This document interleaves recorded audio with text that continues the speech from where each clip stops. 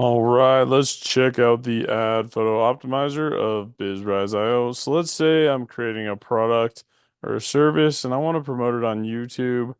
I want to make sure that thumbnail looks good, catches the eye of people, and is clear what I'm communicating. So let's try this out.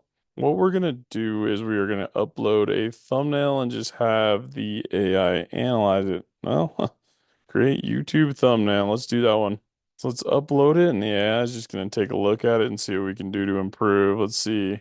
I can help you. All right. It's a good start, but let's make it better. Here are some suggestions. Click on visuals that feature a human, especially not robots. Call to action, create YouTube thumbnails strong, but consider shortening it to make awesome thumbnails or create clickable thumbnails, right? Short and impactful. Visual interest. Background is a bit plain. So it's going to give us some suggestions on how to improve those images just by uploading it right away. Real easy. Optimize a process with AI. And that is how you make AI effective.